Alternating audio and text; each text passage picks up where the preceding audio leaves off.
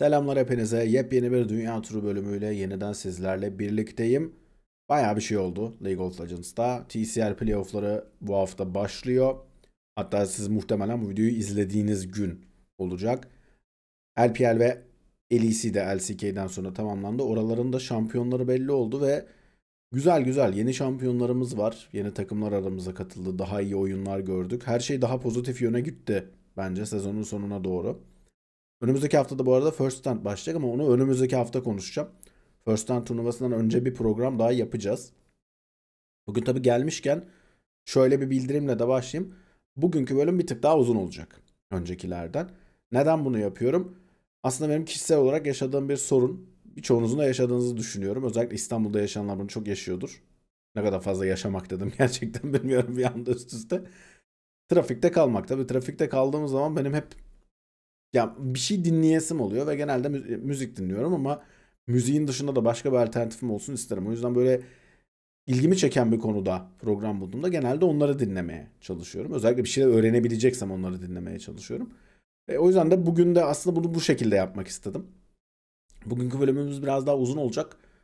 Yollara düşerseniz siz de oralardayken arkada çalsın diyebileceğiniz bir program olmasını sağlayacağım. Mümkün olduğu kadar da ya ekranda görmeseniz bile yayının akışını kaçırmayacağınız bir bölüm yapmaya çalışacağım. Umarım beğenirsiniz. Geri bildirimlerinizi bu arada benimle paylaşın. Bu hafta buna benzer şekilde yapacağım. Hafta içinde tier listlerimiz de olacak Yama geldikten sonra First Stand için. O yüzden geri bildirimlerinizi de beklerim. Haydi başlayalım. TCL ile başlayalım. Şampiyonluk Ligi'nin son haftası oynandı geçtiğimiz hafta. Ve yani son haftaya gelirken playoff yarışının tam olarak ne olacağı belli değildi. Ama artık belli. Ve playoff takımlarımız da belli oldu. Önce son haftanın maçlarına bir bakalım ne olmuş. İlk olarak salı günü oynandı. Standart çarşambamızın yerine salı günü oynandı. Playoff'lar biraz yetişsin diyemiş gibi gözüküyordu ama onunla alakası yok. Valorant'ın global turnuvası vardı. Ya bunu çözmesi lazım ama Riot'ın. Bunu söyleyeyim çünkü LEC'nin takvimini de sürekli bu karıştırıyor. LEC'nin takvimi de sürekli aynı bizimki gibi bir gün öne geliyor, bir gün ileri gidiyor falan bir şeyler oluyor yani. Neyse. Salı günü BBL Dark Passage Bushido Wildcats karşılaşması. İlk karşılaşmamızda Bushido Wildcats'in galibiyetiyle sonuçlandı o. Sonraki karşılaşmalarda Boostgate Beşiktaş'ı yendi. Missa Supermassive yendi. Eternal Fire'da Ulf'u yendi. Ve aslında BBL Dark Passage'ın aldığı mağlubiyetle beraber henüz matematiksel olarak sonuçlanmamıştı playoff yarışı ama bence sonuçlanmıştı. Öyle söyleyeyim size. İkinci gün ilk karşılaşmada Boostgate Supermassive'i mağlup etti. Missa Ulf'u yendi. BBL Dark Passage Beşiktaş'ı yenerek bir tekrar umutlanır gibi oldu. Son maçta da Bushido Wildcats Eternal Fire yendi ki bu da şu açıdan önemliydi. Eternal Fire'ın bir maç daha kaybetmesi durumunda Misa'nın birincilik şansı oluşacaktı bir anda. Tabi BBL Dark Passage'da Beşiktaş'ı yendiği için hala matematiksel olarak ihtimalini sürdürdü. Perşembe gününün ilk karşılaşmasında ise BBL Dark Passage ve Eternal Fire karşı karşıya geliyordu. Zaten bir şey olabilmesi için hani bu maçta her şey çözülecekti. Eternal Fire'ın galibiyetiyle beraber aslında birincilik, ikincilik her yer oturmuş oldu, millet yerleşmiş oldu. İkinci karşılaşma sadece biraz ikinciliği ilgilendiriyordu. Misa'nın kazanması gerekiyordu ikinciliği alabilmek için. Ama Bushido Wildcats onlara da bir çelme taktı ve son haftayı 3-0'la geçti. Misa'yı da yenmeleriyle beraber aslında Misa'nın da üçüncülüğü biraz daha yerleşmiş oldu. Tabii ki günün sonunda son karşılaşmada Supermassive ve Beşiktaş'ın arasındaki başta Supermassive'in kazanması gerekiyordu ama neyse bunları geçeceğim. Bir de ekstra bir tiebreak bozucu mod kullanmışız. Maç galibiyet gücü mü ne öyle bir şey satrançta kullanılıyormuş. Hiç gereği yoktu bence bu tarz işlerin. Geçen seneki ligin ikinci yarısında alınan galibiyetlerin değerinin bir tık fazla olması olayı gayet çözüyordu bunları. Umarım önümüzdeki mevsimlerde de bu yöne döneriz. Arada bir tane de Busquets Uf maçı var. Ama o biraz formalite maçı gibiydi. Çok da bir önemi yoktu. Şimdi haftanın önemli maçlarına bakalım. İlk karşılaşmamız BBL Dark Passage ve Bushido Wildcats arasında oynandı. Dediğim gibi playoff yarışının çok önemli noktalarından biriydi bu. BBL Dark Passage'ın devamlılığı için de önemliydi. Baya yakın aslında kafa kafaya diyebileceğimiz bir maç geçti. En azından erken ve orta oyunda. Ama bireysel olarak çok fazla hata yaptı DP tarafı. Özellikle yani Nash'in sürekli bir yakalanmaları, sürekli bir önde kalmaları falan vardı ve bunları çok iyi cezalandırdı Bushido Wildcats tarafı. Ve galibiyete gittiler. Aslında onlar da biraz da kendi yerlerinde perçinlemiş olmuşlardı bu galibiyetle beraber. İkinci önemli karşılaşmamız Misa ve Papara Supermassive arasında oynandı. Bu biraz ikincilik maçıydı. Yani ikincilik şansı olabilmesi için Misa'nın yenmesi gerekiyordu. Papara süpürmesi ve yendiler. Çok da net yendiler. Yani oyunu baştan sona kontrol etti zaten Zanzaraf ve Colmy ikilisi. Çok da iyi bir maç oynadı. İkisi birden çok iyi maç oynadılar. Ve o kontrolle beraber de baştan sona sürükledikleri, domine ettikleri bir maç oldu. Üçüncü önemli karşılaşmamız Papara süpürmesi ve Busquets arasında oynandı. Dediğim gibi bu da aynı ikincilik yarışının bir parçasıydı. Misa'ya fırsat gelmişti aslında. Burada da Busquets'in üstünlüğü vardı. Özellikle bir maçın içerisinde sonralardan yapılan, yani ikinci tura kalan bir Darius seçimi vardı ki ben o gün yayındaydım. Draft'ta da çok beğenmiştim. Hani maça çok uygun. Çünkü Supermassive çok fazla yaklaşmak istiyor.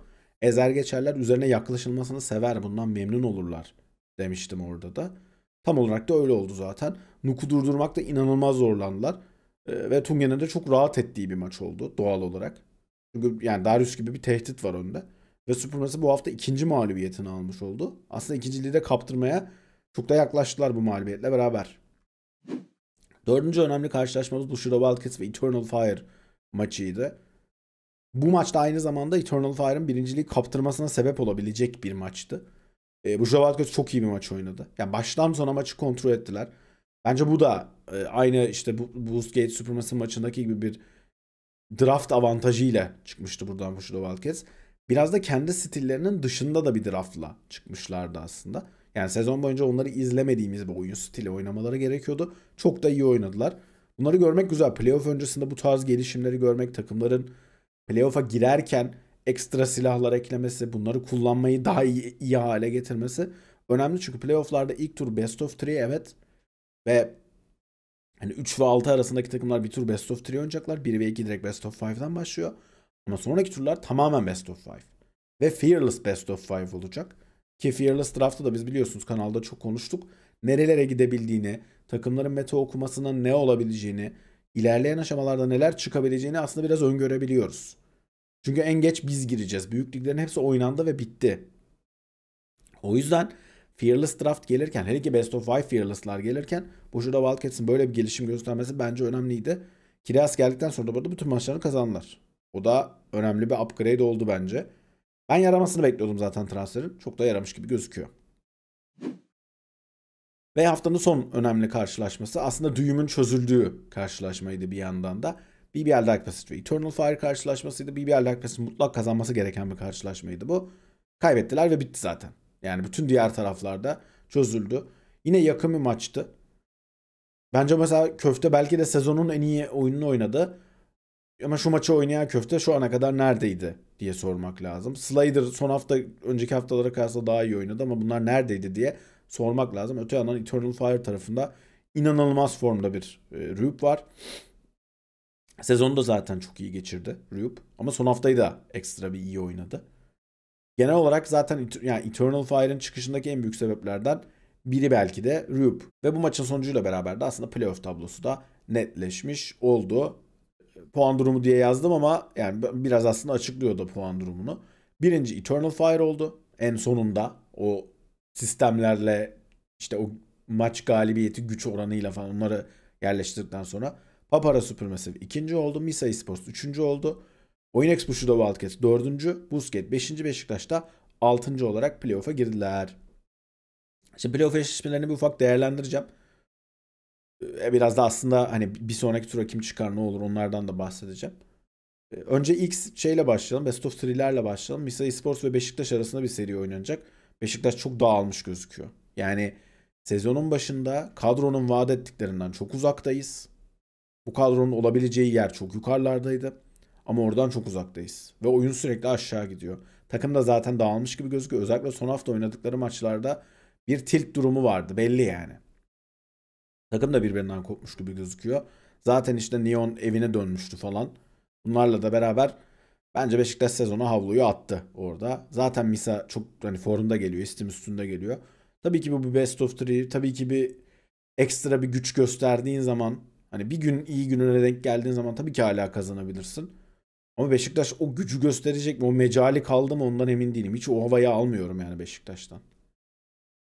Misa tabii ki istemezdi bu arada ne olursa. Yani böyle bir kadroyu istemezdi karşısında. Busquets veya Bushido Wildcats'i daha çok isteyebilirdi Misa karşısında. Çünkü ne olursa olsun daha deneyimsiz takımlar onlar.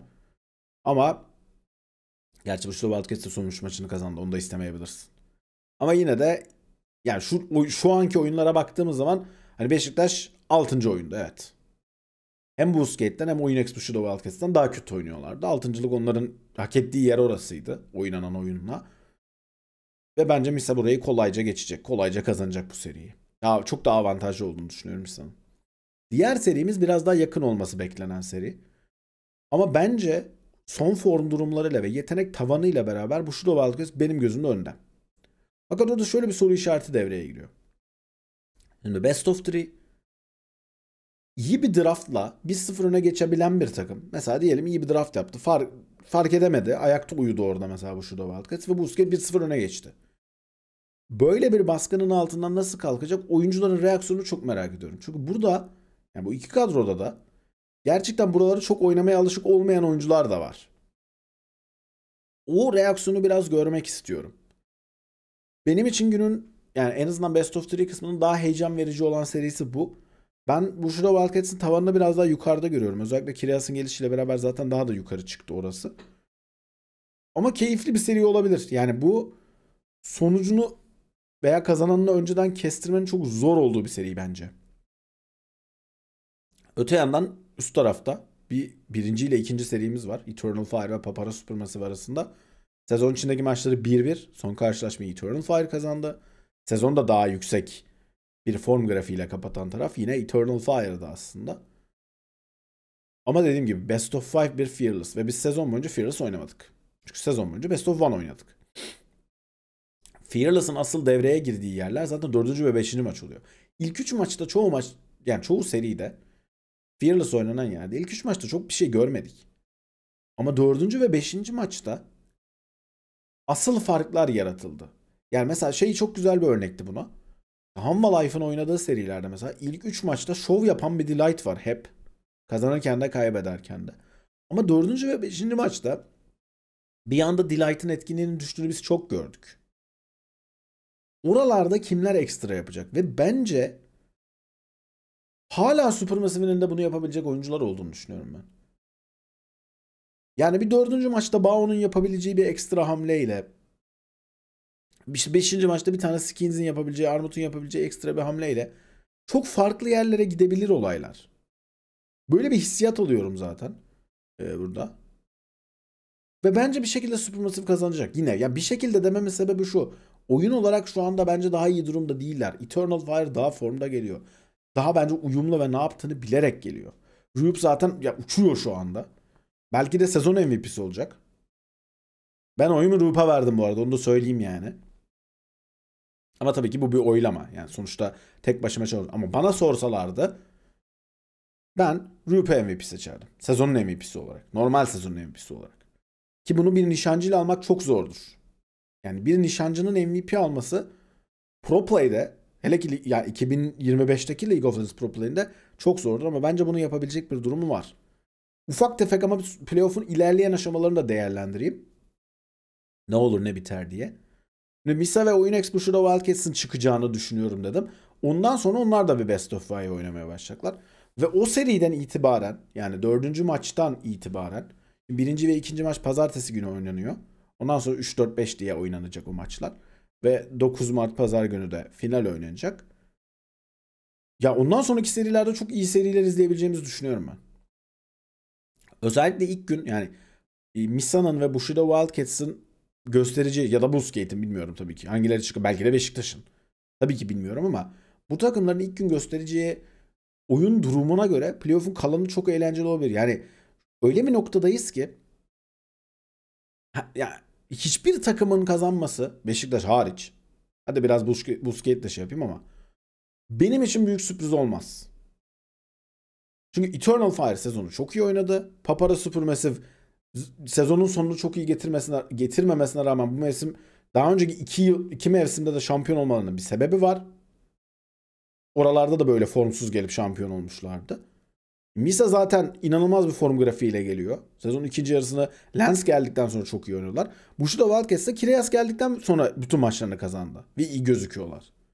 Yani bu benim gözümde bu 4 takımın 4'ü de şampiyon oldu. Bunların oranları farklı. Benim gözümde hala Supermassive favori. Ama önceki mevsimler kadar açık ara favori değil. Ama 4 takımın tepede böyle yakın olduğunu düşünmem benim için sezonun başarılı bir sezon olduğunu gösterir. Umarım şampiyonumuz da EMEA Masters'da. Gerçi EMEA Masters'ın ilk mevsim biraz çok daha az takımla oynanıyor ama istediğimiz sonuçları alır diyelim. Ve bununla beraber listenin sonuna gelelim. LPL'e geçelim. Geldik LPL'e.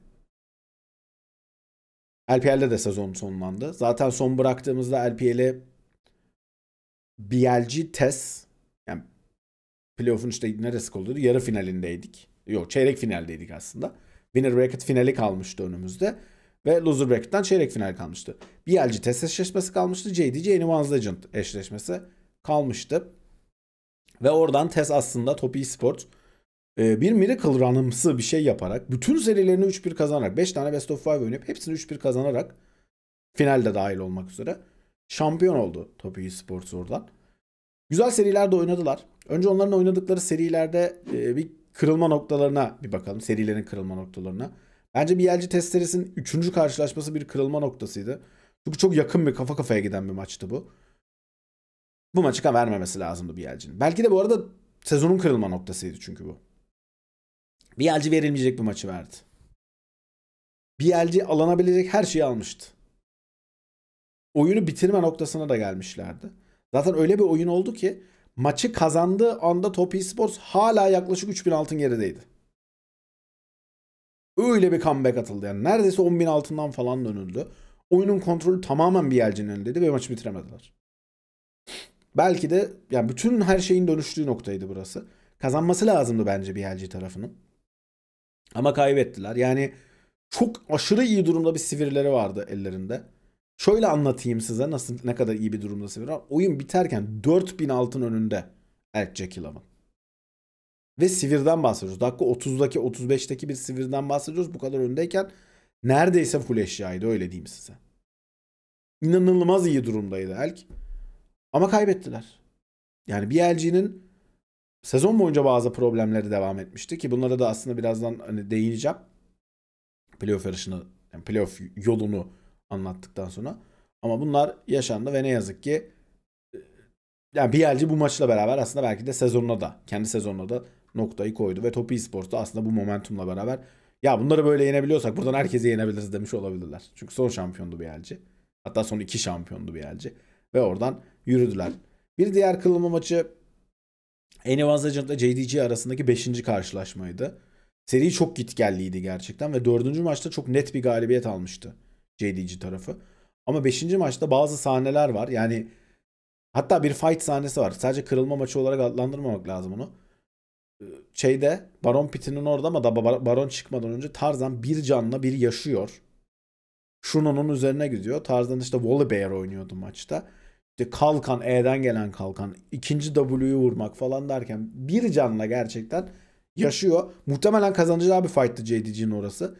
O yaşamayla beraber aslında Anyone's Legend bir anda oradan finali de gitti. O maç da oradan snowball'landı ve finale çıktılar oradan.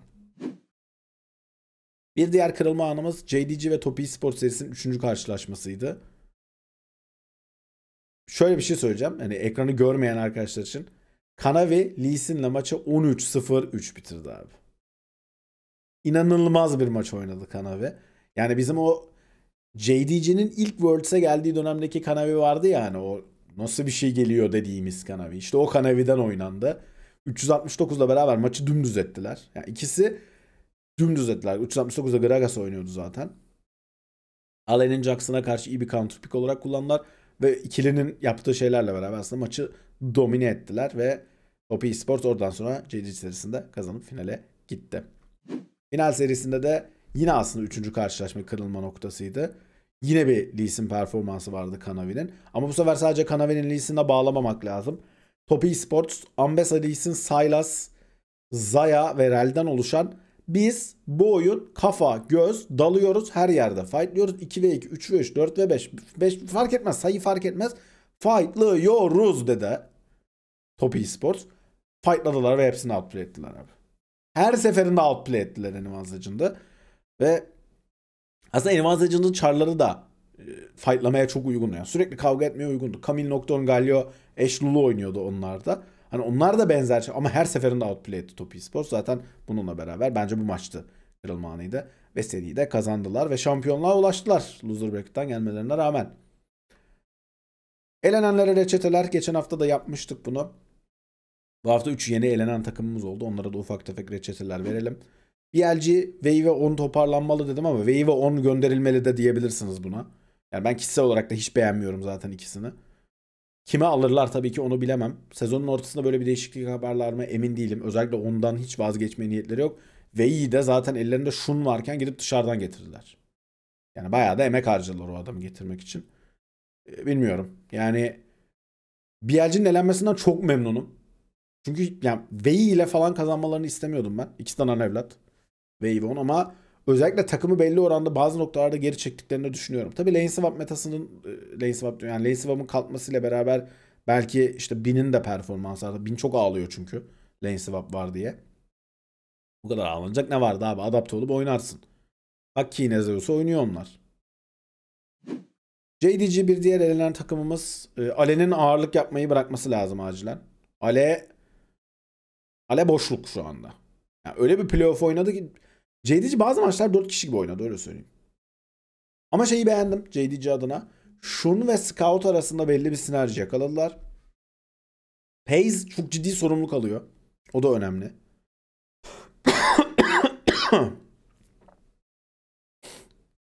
Paze'in aldığı sorumlulukla beraber zaten ekstra şeyler de yaptırabilirler. Hani Paze üzerinden de bir oyun kurgulayabiliyorlar. Bunlar çok iyi senaryolar. Support konusunda biraz problemleri var. Yani o performans geri gelmiyor gibi. Missing'in form durumu olmuyor yani. Bir süredir kendine gelemiyor Missing. Biraz daha kendine gelmesi lazım Missing'in bence. Onları çözeriz ama. Onlar olur yani. Bu zamanla olur, JDG'nin yazması bence daha iyi olacak. Ama Ale'nin yük oluyor şu anda Ale. Son elenen takımımız Enivazlıcıt. Final oynanan takımımız zaten. Onlara bir reçetem yok. Her şey gayet iyi. Onlar sapasağlamlar şu anda. Sağlık durumumuz çok yerinde diyoruz Enivazlıcı'nda. Kulüp tarihinin ilk finali bu arada. Onu da söyleyeyim. Yani bu kulübün, bu organizasyon daha önceden Rogue Warriors'da ta Doinbi döneminden, Doinbi'nin ilk bu lige geldiği dönemden falan. Rogue Warriors organizasyonunun devamı Animals Legend ve kulüp tarihinin ilk finalini oynadılar. Daha ne olsun? Tamam, finalde kaybettiler, evet, kazanabilirlerdi. Sonuçta buraya kadar geldiler. Çok iyi haberler var onlar adına. Kael ve Hope arasındaki uyum çok iyi gözüküyor. Hope zaten şu an süper yıldız gibi oynuyor. 2022'deki Hope gibi oynuyor. Tarzan ve Flandra'yı sonradan eklemişlerdi. İstedikleri her şeyi aldılar Tarzan ve Flandra'dan. Shanks de playoff'ta tekrardan level atladı. Aynı istikrarda sürdürdüm playoff'u. Hayır ama finale kadar oynadı zaten. Daha ne olsun. Gelelim LEC kısmına. Evet. Şaşıracaksınız ama LEC'de de yeni bir şampiyonumuz var. Bu da beni çok memnun etti.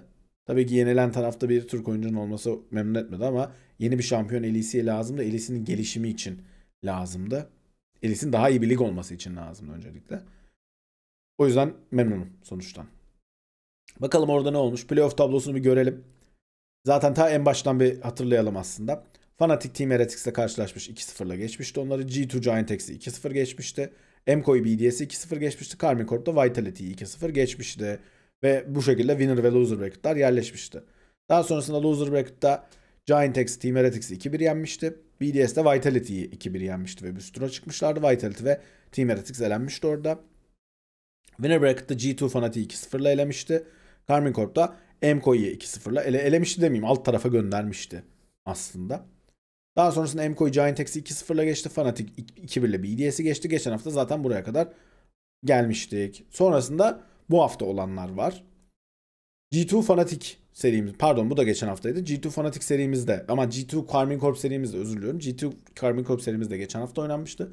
Ve 3-1 G2'nun net bir galibiyeti vardı aslında. Özellikle serinin ilk karşılaşmasında bir antikalist projesi yapılmıştı ve ondan sonuç alınmıştı. Biraz da oyunu da daha iyi kontrol etmişlerdi orada. Bu hafta neler oldu? Fnatic ve MKO'yu serisi oynandı. Güzel bir seriydi bu arada Fnatic MKO'yu serisi. Özellikle erken oyunlarda MKO'nun sürekli bir şeyi vardı. Erken oyunları sert oynadı MKO'yu. Ama maçı kıracak hamleleri bir türlü yapamadılar. Şimdi buralarda endişe verici bazı şeyler var LEC adına. Yani bence bu arada playoff'ta genel olarak oyun seviyesi biraz daha düşüktü. Bunu hele ki LPL ve LCK ile kıyasladığımızda bariz düşüktü. Bunlar olabilir. Okey. Zaten hep gerideydi. Ama Fearless Draft'tan dolayı mı artık bilmiyorum. Takımlarda bir şey havası aldım ben. Biraz daha tutukluk havası aldım. Bunu gelecek mevsim göreceğiz. Tekrardan kıyaslama fırsatımız olacak. Bu arada gelecek mevsim Elis'in formatı da farklı. Onunla alakalı bir video yapmıştık. Onu da şeye bırakayım, yukarılara bir yerlere bırakayım. Orada görürsünüz. Playoff formatı değişiyor. Sadece playoff formatı değil, lig formatı da değişiyor. Gelecek mevsim tamamen boğuş falan oynayacaklar. Öyle devam edecek. Ama güzel, eğlenceli bir seriydi. Seyirci açısından. Fnatic MCOI serisi. Sonra Karmine Corp Fnatic serisi oynandı. Üst üste oynanıyor tabii bunlar. Yani hiç aralarında gün bile ara yok. Karmine Corp 2-0 öne geçti seride. Bayağı da iyi gözüküyorlardı. Hatta bence 3. maçta kazanacak durumları vardı. Bir, bir kazanamadılar. Bir şey oldu. Bir sendeleme oldu. Sonra 4. maçta da kontrolü kaybetti Karmine Corp. Ve seri 2-2'ye geldi. Ve Fnatic'in uzmanlık alanı olan bir yere geldi aslında seri. Yani Fnatic'teki oyuncuları düşündüğümüz zaman yani Oscar'ın burada biraz hariç tutabilir. Belki de Zork'u da hariç tutabiliriz ama Humanoid, Upset ve Mickey X. Yani kafa kafaya bir seri. Sen 2-0'dan 2-2'ye getirmişsin. İnanılmaz bir momentumla geliyorsun. Senin kazanacağın nokta burası. Karmine Corp bence bu maçta zaten düğümü çözdü. Finale çıkabilseler veya çıkamasalar fark etmez. Öyle bir 5. maç oynadı ki Karmine Corp. Kaybedebilirlerdi, önemli değil. Finali de sonrasında kaybedebilirlerdi, o da önemli değil. O 5. maç senin bundan sonra büyük takımlardan biri olacağını göstergesiydi bence. Bu üçlüye karşı yani Humanoid, Mickey X ve Upset'in momentumla gelen bir hem de bu üçlüye karşı sen mental olarak hiç kaybetmedin. Bu özellikle bu yani şimdi Vladi 2004'lü. 2004'lü mü 5'li mi? Neyse Vladi ve Kalist gibi 2 tane çok genç parçan var. Şimdi tabii ki Yike G2'da oynadığı için biraz daha deneyim kazandı. Targamas bir süredir oynuyor falan ama bu takım öyle çok deneyimli, inanılmaz bir shot calling'i olan, yıllardır buralar oynayan falan bir takım. İlk kez geldiler zaten. Yani Fanatik'e yenildikleri sonuç bile kulüp tarihinin en iyi sonucu olacaktı. Ve öyle bir mental dirayet gösterdiler. Bence çok önemliydi. Ve bence o 5. karşılaşma ile beraber finalin daha güzel olacağını sinyalini de verdiler. Çünkü Karmine Corp mental olarak daha güçlü geldi. Final günü G2'ye karşı oynayacaktı Karmine Corp. Her zaman zordur biliyorsunuz. Yani zaten 14 şampiyonluğu mu ne varmış Caps? Yani Broken Lader'cı 9 mu ne olmuş? Yani saçmalık bir durumda yani. Caps de Fnatic'te de kazandı daha önce de. Saçmalık bir durum yani. Batı'nın en iyi takımı. Bariz. Ve o takımı ezdi geçti Karmine Corp. Finalde Batı'nın en iyi takımına ezdi geçti. Şimdi burada bazı söylenecek şeyler var. Onları biraz da reçete kısmına da değinmek istiyorum. G2 iğrenç draftlar yaptı. Gerçekten yani şöyle söyleyeyim size.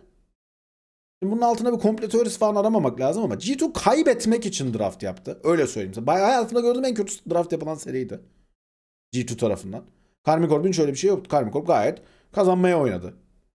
Adamlar sana ya kırmızı arkadaşlar ikinci maçta şimdi Fearless draft oynuyoruz. Zaten ikinci maçta belki de kalmaması gereken çarlar bunlar ama kırmızı taraf takımın nasıl olur da Rumble, Skarner ve Yone'yi aynı anda alabilir abi?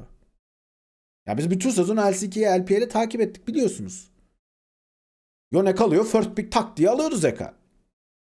Skarner zaten kimseye kalmıyor. Rumble her maç pick, her kaldığında pick. Bunların üçü birden kırmızı tarafa üstelik nasıl kalabiliyor abi? Nasıl kalıyor? Hani şu olsa anlarım. Dersin ki abi Skarner açık kaldı. Ben Skarner'ı alabilmek uğruna Yone ve Rumble'ı verdim. Eyvallah. Ben buna eyvallah derim, okey. Ama diyene diyemem.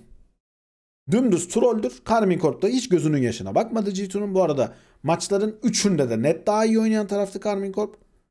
İkinci maçta biraz hatta yani bu 3 şampiyonu aldıkları maçta biraz hatta erken önüne biraz direnç gösterir gibi oldu falan G2 ama çarlardan dolayı kazanamayacağı belliydi bence G2'nun. Zaten serinin genel özeti şu. G2 berbat draft yaptı. Belki de onların ekstra kendilerini bazen seviyorlar ya öyle challenge yapmayı falan. Belki de o challenge'ların şımarmasıydı ben bilmiyorum.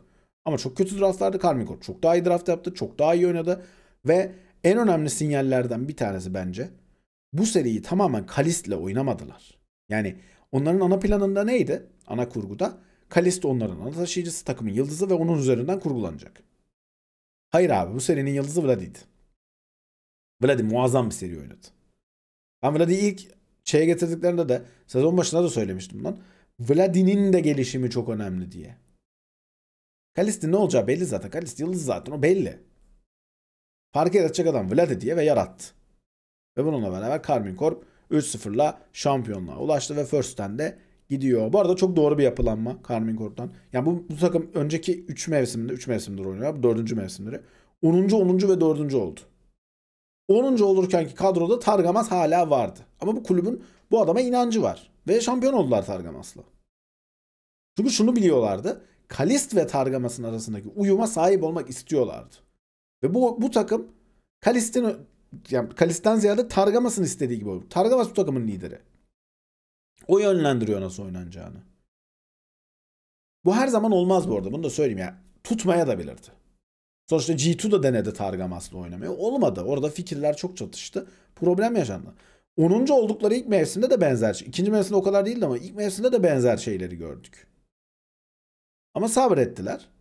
Parçaların geleceği belliydi. Önce Vladi adapte edildi. Sonra Kalist'in gelişimi beklendi. Sonuç ortada. Adamlar şampiyon oldular. Bravo, tebrikler, helal olsun. Şimdi elenenlere, reçetelere gelelim. İlk reçetemiz MKOI'ye. Bireysel yetenekte biraz tıkandığını düşünüyorum MKOI'nin. Aslında yeteneksiz bir takım olduklarını düşünmüyorum kesinlikle. Çünkü Mırvin gibi çok önemli bir parçaya sahip. Aşırı yetenekli olduğunu düşünmüyorum Mırvin'in ama çok büyük bir yaratıcılık katıyor takıma. Adam geldi tak diye Ambesse'yi counterlamak için Vex top lane oynadı abi. Ve taş gibi de oynadı. Yani bu da bir yetenektir. Sana böyle ekstralar katan bir takım arkadaşım var. Jojopyun'u ekledim. Bu takım zaten daha ileri gitti, tamam. Biraz ama yani özellikle total yetenek şeyine baktığımız zaman bu takımın abi hep onlardan daha yetenekli parçalar var. Yani hiçbir rolde, buna Elio'ya da dahil, hiçbir rolde bir numaralı oyuncuya sahip olmamanın problemi bu. Yaşadıkları tek sorun bu. Hiçbir rolde bir numaralı oyuncu onların değil. Bir tane olsa bak çok farklı şeyler konuşabiliriz Emko ile alakalı. Artı biraz daha iyi draft yapmaları da lazım, onu da söyleyeyim. Ama gene de yeterince yaratıcılar. Yani hele ki G2'nun final günü draftlarını gördükten sonra çok yani öpüp başınıza koyarsınız. Fanatik. Humanoid ve Oscar'ın out. Yani ben bu iki oyuncuya daha fazla neye sabrediyorlar gerçekten mi? Bu arada Oscar'ın hiç fena bir playoff oynamadı. Yani hiç sevmem. Oyun olarak takımı çok tıkayan, draft olarak takımı çok tıkayan bir oyuncu. Hiç fena playoff oynamadı dediğimde bu arada hani 20 CS gerideyken oyunun içinde kaldı ama niye 20 CS gerideyiz falan yani. Bunları da sorgulamak lazım ama olsun. Humanoid acil gönder. Hemen yolla. Yani ama hangi maçı iyi oynayacağını bilemiyorsun adamın, tamam mı? Adam kafasına göre diyor ki ben bu maç tamam, ben bir iyi oynayayım diyor. Karmine Corp serisinin 4. maçı mesela. Dedi ki Humanoid ya tamam ben iyi oynayacağım, kazanacağız, bu kadar. Öbür maç kötü oynayacağım dediğinde ne oluyor? Yeniliyorsun. Böyle yola çıkılmaz abi. Bu kadar istikrarsız olunamaz abi. Out. At abi jeton. At EMEA Masters'dan birine at jeton. Dene şansını. Bak adam Vladi'yi getirdi, oldu. Zamanında Caps'i getirmişlerdi, oldu. Caps'i kim getirmişti? Sen getirmiştin. At jetonu Fanatik. O jetonun atılması lazım. Yani vazgeçin artık Humanoid'den. Gerçekten vazgeçin. Olacak iş değil yani. G2 bunlar nasıl draftlar diye. Yani hastaya ben soruyorum. Çünkü sormam lazım. Bu nasıl drafting abi? Bu ne yani? İnsan biraz kazanmaya bir ekstra bir şey uğraşır. Bu neymiş ya? Neyse. Çok kötüydü draftları G2'nun. Gerçekten çekilir dert değildi yani. İnenler çıkanlar bu hafta uzun uzadıya yapmadım. Çok küçük bir inenler çıkanlarımız var aslında. Çıkanlar, ya inenlerden bahsedeyim. İnenler belli. G2 inenler içinde, BLG inenler içinde. Aslında o kadar inenler. Bu kadar yani inenlerimiz. Çıkanlarda aslında 3-4 parçamız var. Yani Karmine Corp çıkanlar bariz. Bunlar da çok bariz yani. Jackie Love çıkanlardan bir tanesi. Kanavi çıkanlardan bir tanesi. Ama bütün tesi buraya alabiliriz. Bushido Wildcats çıkanlardan net çok net bir çıkış var orada da. Ve o şekilde yani inenler çıkanlar bu hafta çok kalabalık değil. Playoff'lardan sonra First Stand'de ve MM Masters döneminde daha rahat olacaktır, daha eğlenceli olacaktır. Önümüzdeki hafta First Stand başlıyor. 10 Mart'ta First Stand başlıyor. Ondan önce bir program yapacağız. 16'sında yanılmıyorsam da şey başlıyor. EMEA Masters başlıyor. Oraya dair de ayrı bir program yapacağız. Diyelim ve videonun sonuna gelelim. Teşekkür ederim izlediğiniz için. Aynı zamanda son dönemlerdeki ilginiz için de. Bu programın uzunluğuyla alakalı bana geri bildirim verirseniz sevinirim. Gelmişken abone olmayı unutmayın. Sonraki videomuzda görüşmek dileğiyle. Kendinize çok iyi bakın. Hoşçakalın.